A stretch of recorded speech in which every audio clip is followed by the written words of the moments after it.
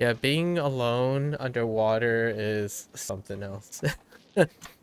When I played the original Subnautica, I would after you get out of like the original like the OG like surface level area, it gets a little exhausting, so I only played in like 2 or 3 hour bursts at most because it gets very it's very exhausting. It's just very tense. Like psychologically tense. Obviously the game would have nothing, but just being in a blank ocean with darkness everywhere can get a little tense. I have. Yeah, I have. I don't even really do mod things anymore, but yeah. But it's not the monsters that are scary, it's the psychological impact of being underwater. So the monsters themselves are okay.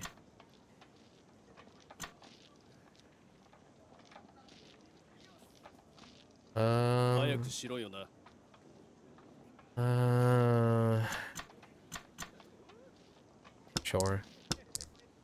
If I pull that, I'm gonna be pretty. Oh, I guess I should throw things that are in the middle away and just aim for. Hmm. No, no, no. I should still throw terminals away.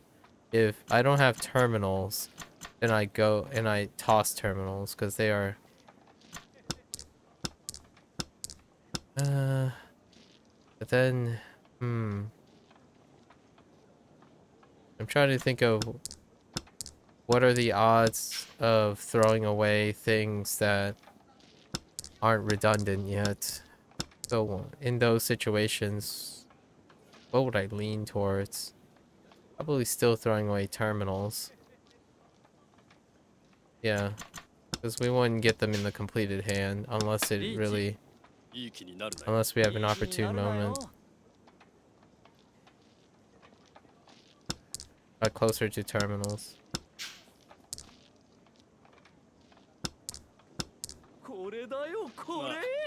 Yeah, eventually someone's gonna sumo. What is that? 4 pairs? Hmm. Oh yeah, yeah. In below zero, they have a dead zone on the outside. I got I got spooked once there too, because I didn't realize I was already heading towards the dead zone.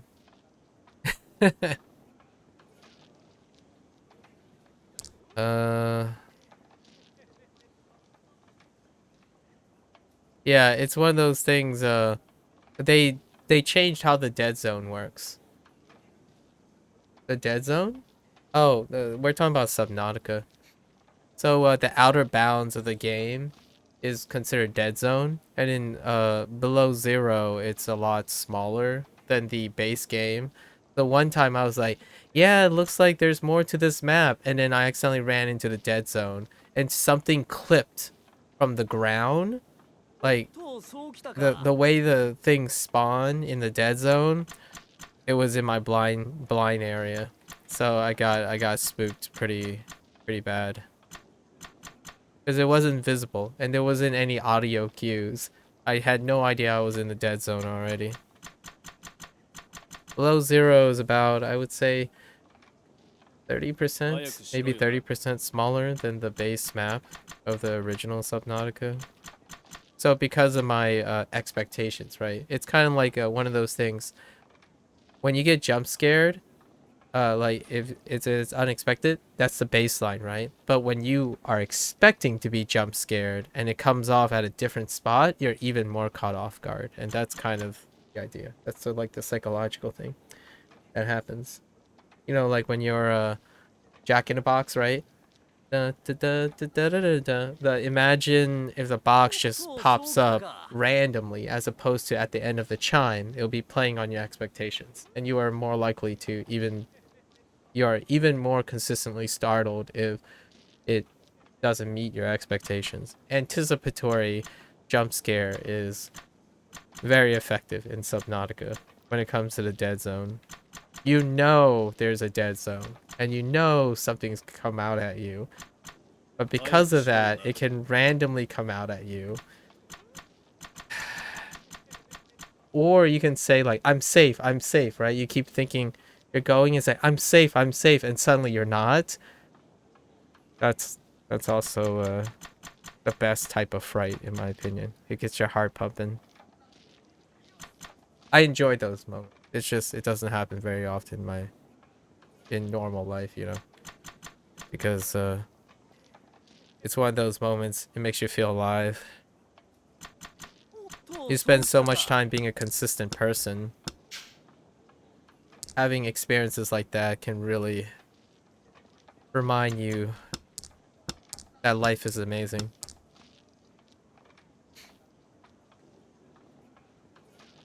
Oh yeah, yeah, fair enough, Kragus. Yeah, I'm a guy that runs tours, that kind of thing now, because my life is really, really consistent. Like I'm very emotionally dulled out. I tend to use video games for that reason. So if a video game can make me angry and all that stuff, it's kind of I'm deliberately going towards that, not away from it. Life gets a little dull when you become too informed. It creates nihilism. Like why bother kind of situation. And I try my best to keep that at bay. Or like I know what's going to happen and then eventually it happens that way. It dulls the senses. I have not, but there's a chance I could play with coffers or something. I I don't have a type of game. The type of game I play are the games I'm most not familiar with. So it would mean that I don't consistently play any game. Play any particular game. My type is to not have a type.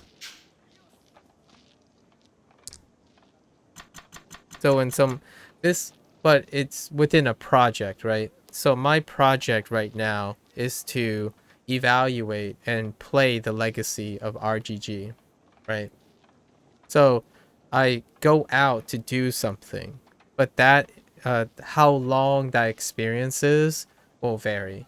So like for Forest, I would play Forest and Son of the Forest at some point. But by that time, maybe there will be 3 Forest games and I'll probably play them all at once. So it's consistently experiencing a new experience. So like my next game is not going to be this type of game. Like this type of game series. It could end up being a puzzle marathon or a racing sim series. Maybe all of the Codemasters racing rally games all at once. That kind of thing. I don't like finding more of the same stuff. Or that's not how I go about voluntarily picking up experience. Yeah. Well, I'm gonna say yes, new experiences, but what it really means is not consistent experiences. So what I mean is, racing sim games are not new experiences to me. They're just experiences I haven't had in a long while. Life doesn't, unfortunately, constantly provide new experiences. Unfortunately, the gaming industry doesn't evolve that fast because of money and pragmatism and sufficiency. Like, for example, over the course of my next couple experiences, Soul-like games from FromSoft is still going to be mainstream, probably. So I could encounter that multiple times. Yeah, Call of Duty, yeah, things like that. So the idea is I want to stay away from something long enough to come back and appreciate it again. But my knowledge of it will still be there. And because after enough time that you do this, you're going to have encountered all of the things. So, like yesterday, you asked me if I played Elden Ring. I haven't, but Elden Ring is not a new experience for me. It would be a different experience I haven't had in a long time, though, since I am familiar with FromSoft's games already, along with Call of Duty, Sons of the Forest. For that type of game, I have experience with. But it's been a while, and I love revisiting because memory doesn't encode emotions very well. I do like to revisit and remind myself the stuff. It's kind of like having too much of a good thing all at once and constantly having that good thing. Eventually the stimuli gets dulled out. You get normalized and desensitized to it. I'm more of a guy that reminds myself what else I haven't done in a long while, and then I would go back to that. If there's a complete novel experience, that's number one. If it's completely novel, like just like a game that just defies everything, I'm on that. I'm like hipster to the max, right? That just doesn't happen very often in games over a lifetime. Not yet, anyways. But occasionally you get lucky and you live in a time when something really different comes out of the box, and I will be on top of that like a rabid dog, I tell you. It hasn't happened very often, though. Maybe one day. I like to believe I'll live long enough to see at least 2 or 3 different gaming renaissances, as in genre shifting or paradigm shifting in game design. Maybe another 3 times before I get too old. You know, before time takes its course. I like to think there's 2 or 3 more paradigm shifts. I have not played a game like this in a very long while. The closest thing I can say to this type of game series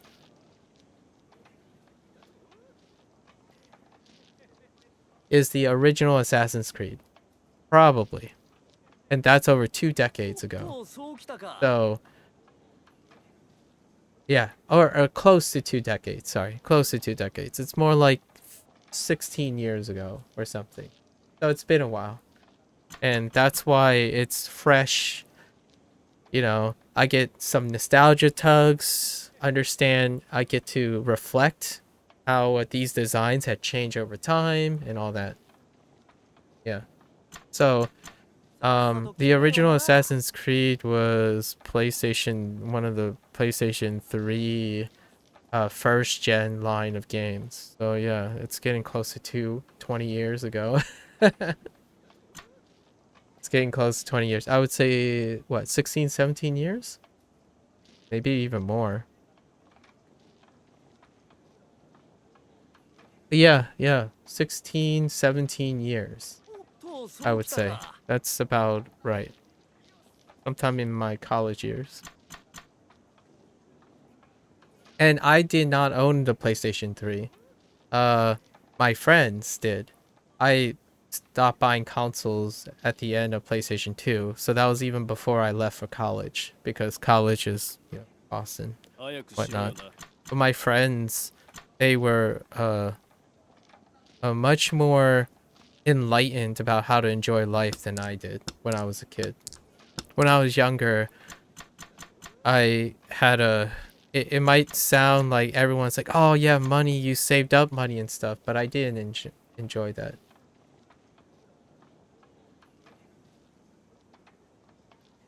I want to hear some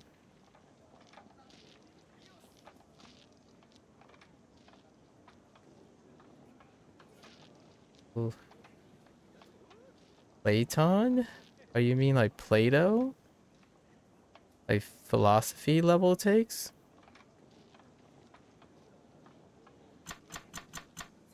Well, we're reflecting on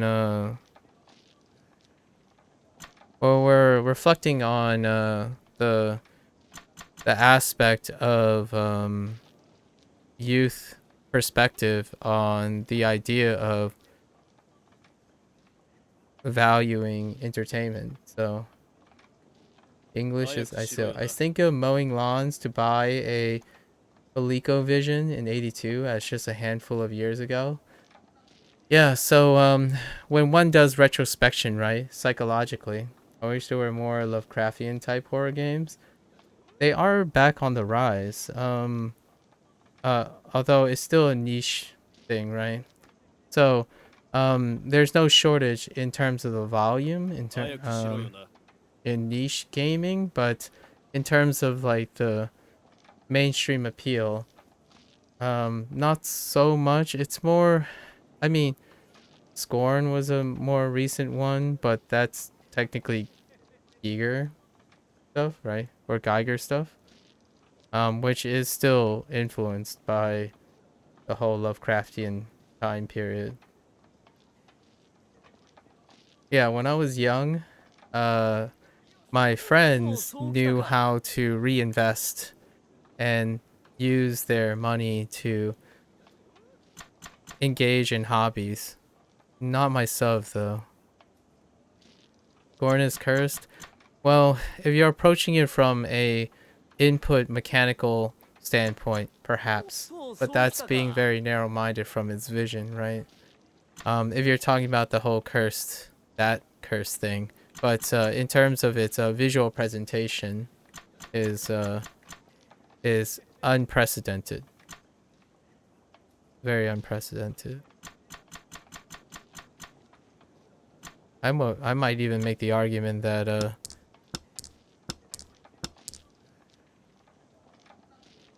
you wish you had the money to invest in anything. I'm sorry to hear that. Is there something you're actively doing to try to what are you currently doing to be proactive about getting some money for investment? When I was a kid, it was all about the traditional psychological approach to career building. But when I met my best friends in college, my outlook slowly morphed to a way of quality of life stuff. But it didn't take until I reached critical mass and burned out like a supernova when I was in graduate school, when I was working on my PhD, that that it dawned on me that my priorities really shifted my psychological uh ability to take care of myself. And then, then the rest is history. It's no longer the case now, but that's what happens when you're career oriented. I'm a student still. I don't really earn money and my family's not rich. That's understandable. I what I did was basically just worked. Um the first the first time I could get a part-time job, I did. My parents are first generation immigrants. Rags to riches kind of thing. So we're more like, I'm unceremoniously like the American born Chinese Cinderella story thing that you would possibly stereotypically hear about in the United States. You strike me as someone you did get a job as of age, Smoke. That's very relatable. My first job was a bowling alley. I worked at the bowling alley on which I practiced bowling with the guys in high school. So I may have slightly violated maybe some child labor laws by working too long. But, you know, I've worked before during holiday, but I can't do it during the school year. That's understandable. Me too. We weren't my parents would not there's no way my parents would accept any less of excellence in high school. So they would even waive the need for understanding how to earn money and getting a job at the expense of my schoolwork. So I did that. Yeah, no one needs to know. Yeah. So hopefully, I'm gonna say this. 早くし If ろ you よ。 guys are focused on things like that, there's a time and place for it. And in my life experience, retroactively, having to focus on something like that, it may be not the like I wouldn't encourage that. I would probably encourage how to make more of what you have now while you're younger and be able to like take in the smaller things, appreciate the smaller things.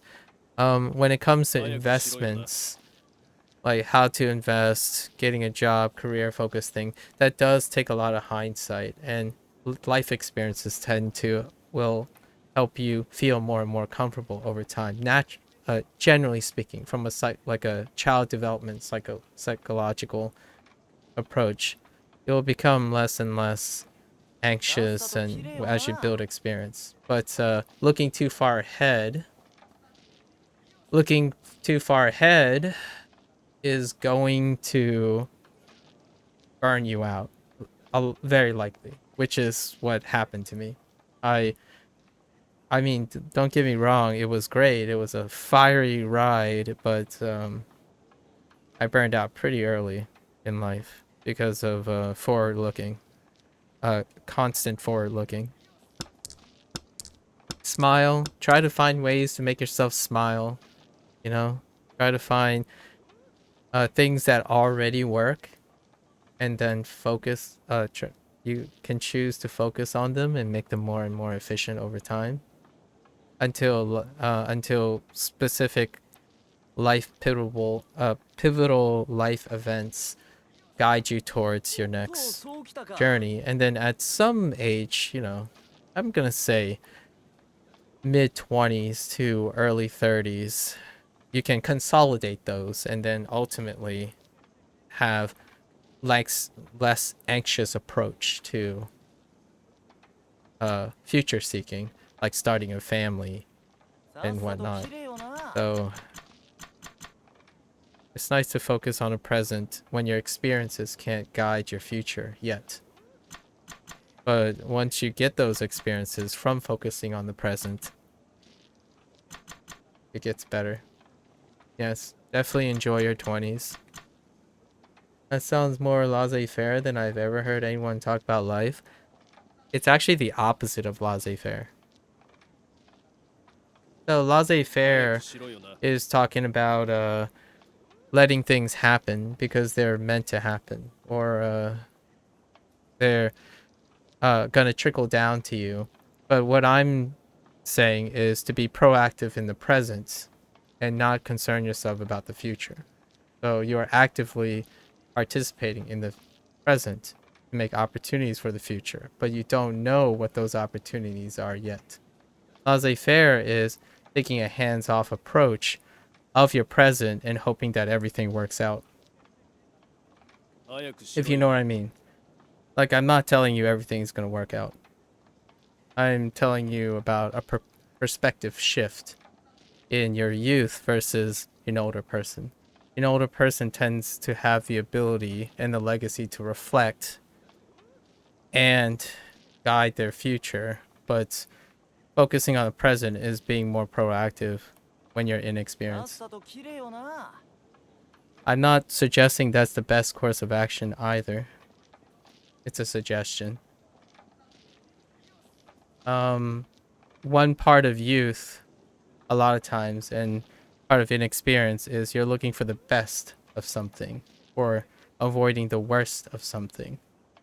I'm suggesting of maximizing opportunities, not necessarily offering any advice of how to do it the best way. If you're とうそうき constantly たか。 looking for the best way, you're still looking into the future. So, like, way far in the future. And it's very, very difficult, realistically, to know. And even for myself, I wouldn't look for the best course of action. I would look for the course of action that I know I can do now. And then let that inform me for the future.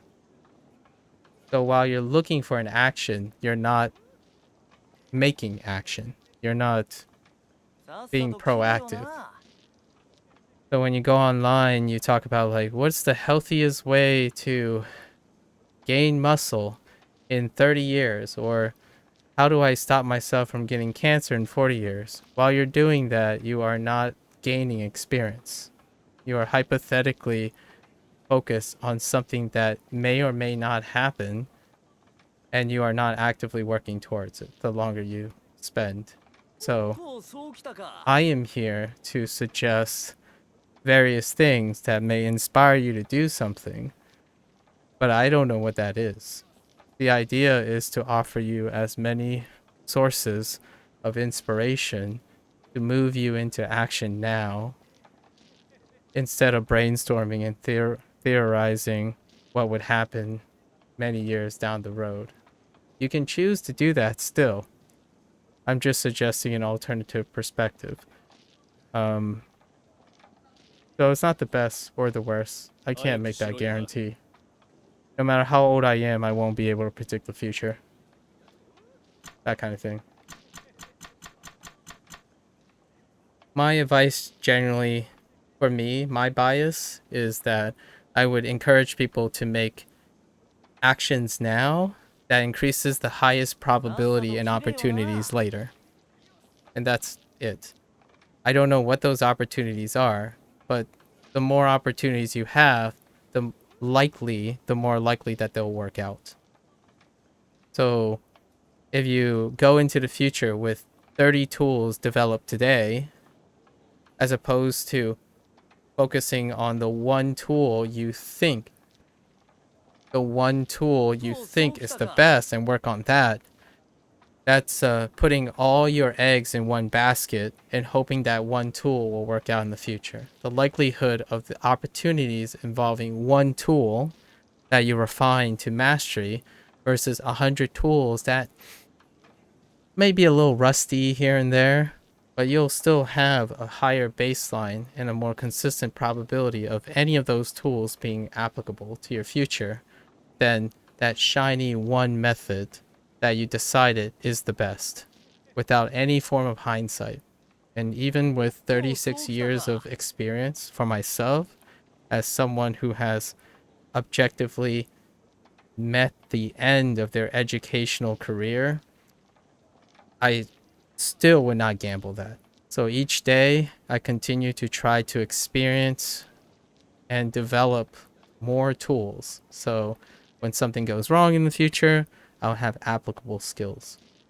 That's just my take though. It's my さっさと切れ biasy. よな Even for someone who has hyper specialized in education. I have a PhD in molecular biology, and I still don't believe that skill with that specialization is able to safeguard me for things in the future. So I continue to enjoy having conversations with people I don't understand so that I can understand them, maybe even engage in them, pick up as many things that makes it a learning experience. That's kind of my encouragement. And that's the idea behind this game actually in general, because you're doing things that are you don't really commonly pick up. Like, what can you learn from Mahjong?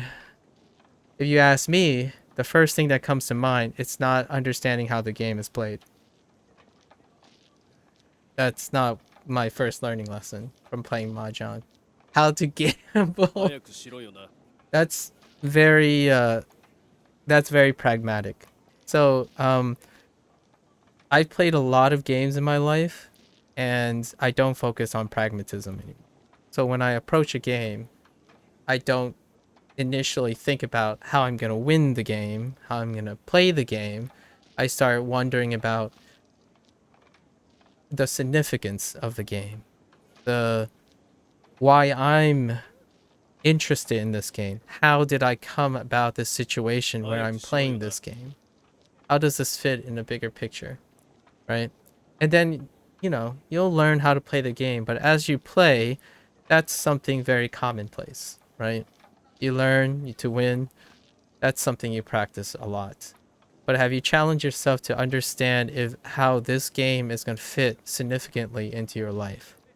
What life lessons can you learn about yourself playing this game? Well, I can tell you that this game, I could probably describe a life story about opportunities using Mahjong. This Mahjong has revisited my memories about how life offers opportunities and how you seize those opportunities. A game of gambling can introduce that to you. And then you can elevate the meaning of the time you spent playing Mahjong right now in this game. For example. 早くしろよな。 I'm not. Also, it can be very difficult the younger you get because there are fewer experiences that you can possibly relate to this. That's just a challenge, just a little thought experiment, right? Sorry, I don't have any answers for you guys, obviously. The answer for me typically defaults in how can I move someone to want to do something? And that's the idea. If you're doing, that's great. Laissez-faire, again, means to wait for something to happen. I'm doing the opposite. I'm trying to encourage people to, it's the closest phrase. Instead of using laissez-faire, it's more like carpe diem. But carpe diem with an outlook. 早くしろよな。 Not carpe diem as in reckless opportunity seeking or thrill seeking. More like guided, self-interested, present, like being present in the moment kind of thing. And that's what I mean by enjoy your 20s. 早くしろよな。 There are far more novel experiences the younger you are. As you grow older, you have a mental shift to refinement and reliving and retrospection. So that period comes naturally as you seize the moment in your more inexperienced times. Learn to make yourself smile instead of frown about the uncertainties of the future. When someone asks me, is this the best way to go about your career and whatnot? You're peering into the future. And I'm not going to say that other adults may have differing opinions about how much they can tell you about your future. I'm just not that type of adult that would ever gamble my own reputation, respect, and knowledge by telling you that I can guarantee you something that hasn't happened yet. I can share with you a lot of experiences, anecdotes, and examples. The more I can inform you, the more you can act on that experience, like other people's experience. But they are not the さっさと切れよな。 like examples that you expect to happen. You're going to have your own unique set of circumstances. But those examples are there to inspire you, to make your own journey. That's the most exciting part about life. It's weird. I can't empathize with individuals who think life is to be modeled to something. So, for example, oh man, this content creator is so famous. I want to be just as famous as this person. So I'm going to follow this person's advice and live their life. 早くしろよな。 If I hear that, my first question or my first thought was, I want you to live your life. It's great to aspire to something, but I hope you're aspiring to it in your own way. Because I don't know about the excitement of life, but if you know what you have to do to be what you have to be, isn't that the takes out the fun part of life, the discovery part? So if you ask someone this is the best course of way, I don't want you to live a mirror image of my life. That's boring. I hope you, for better or for worse, for whatever your desires are, I hope that your life is different from mine. And that when I share my experiences, it's to inform your different life. Having a bunch of clones, which I have to say this as a disclaimer, I am a product of that. I am born into a Chinese family. And a Chinese family, as a male, the first son, the oldest 早く son, しろよな there's a really narrow range of what that son is going to turn out to be. And I reflect more of a multicultural perspective now. So I am a blend of different cultures, and naturally I would feel like it's nice to be different as opposed to being similar. If I was if I were born in China, maybe like around the environment I may have, I would have been a doctor by now. Like a physician, probably have my own practice, working in a hospital nonstop. Certainly not on Twitch, streaming mahjong from Yakuza 4. So my romanticism, especially as an American, like I'm raised American, as well. Make your story as unique as anyone else. So yeah, Osu's great. You have to do this, but make it your Osu journey. Like I don't want to ever tell someone you should do what I did so that you have the same experience as me. I actually want you to take my ideas, make it better. Always, actually, I would encourage you to always think that you can do better than me or different than me. A lot of times, most people think about which is better and which is worse, but I would say the most appropriate way is do it different than me. That's the challenge. If you hear me tell a story, if you see me play a video game, the idea is, oh, you saw me play a video game, I'll play it and tell you, as in me, you will come to me and tell me how your experience differed. That is the great. That that is the greatest thing I would say that tells me that you will be okay. Like, as a person, as someone who is success seeking, the idea is it's great to reach empathy, as in the philosophy is, oh, it's nice to be connected on an experience. Like, oh, this was scary. So was that. Like, we're both scared about the same thing, and it brings us closer. But it also doesn't differentiate us. So the idea is to get an emotional connection, but have a contextual difference. Basically, like, we can say, oh yeah, Subnautica is super tense, and I'm scared of like the desolate darkness and lack of sound and environment. But you could be focused on something else.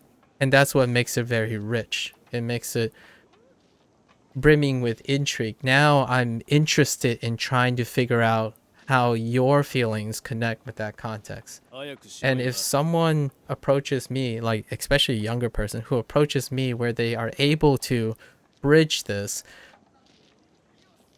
no concerns for their future. Absolutely no concern.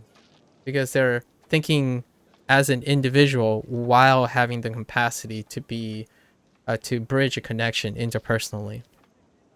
So no, definitely. Hopefully, you, in my opinion, most people don't think there's ever a best way to do something. There's ways to do something, and your way is the way you feel you can argue is the best way, with understanding that everyone else has their own best way, and you want to strive to be taking the ideas of other people and constructing your own best way. how's that for I suppose I wanted to digress because I kind of took it as a personal invitation to say something intellectual, I suppose. That would be my intellectual digression, I suppose. Hopefully that was entertaining or something worth listening to. All right, and now let's try to refocus and get our 7 pair before the evening's over. Okay. We just gotta gamble. Okay, let's just toss this out. We're still farming for our 7 pair. Okay.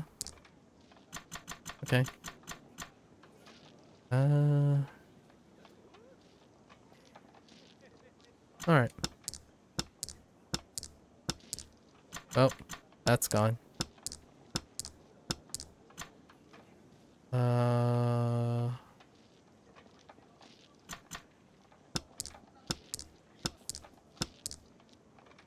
There's a story in this game. There's a sub-story in this game that illustrates what I spent the last like 30 minutes talking about. It's perfect. Or it's not perfect, but it's ideal.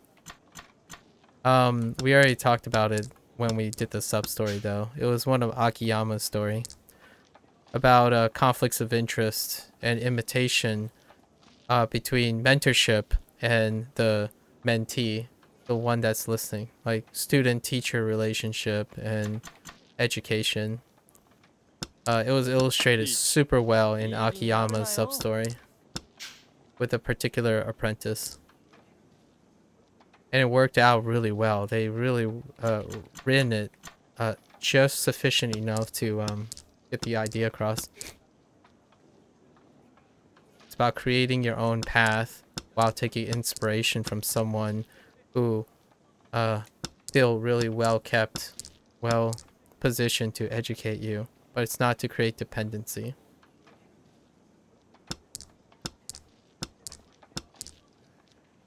Okay.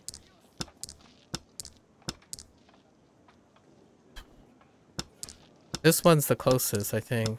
This is the closest we've gotten to our 7 pair requirement.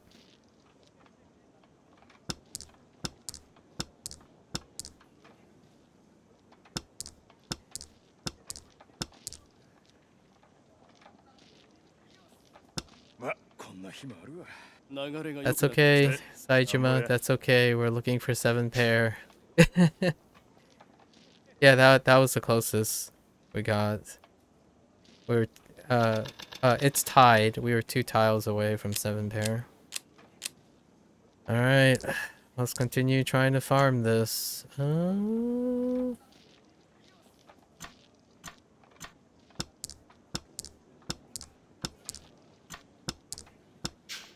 We're gonna pitch the honors first because they tend to pitch it too early for us to steal it for Roan.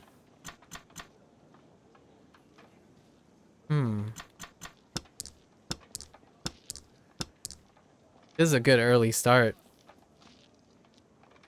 A very early start. Dang it. Yeah, hate when you discard something you draw again. For this particular one. That sucks.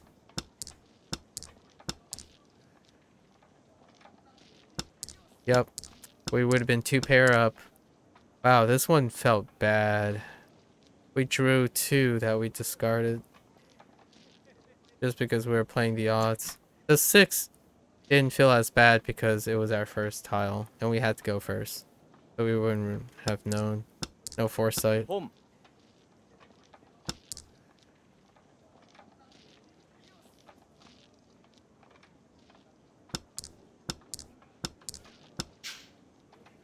Okay.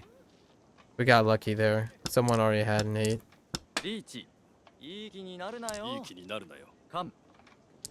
Can I, okay.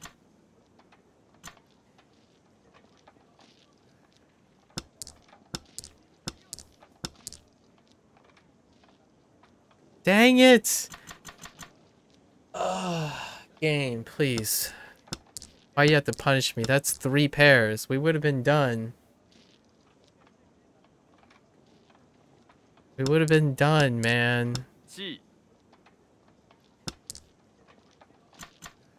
Well, thanks. I appreciate it, guys. I do talk a lot. Can I get a 2? Please. Game. Game. Just 2. I know none of you...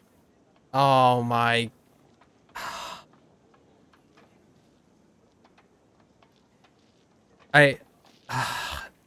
If I... Dude. What the... I swear. There were 3 opportunities to win. I could have sumoed 3 times in this game.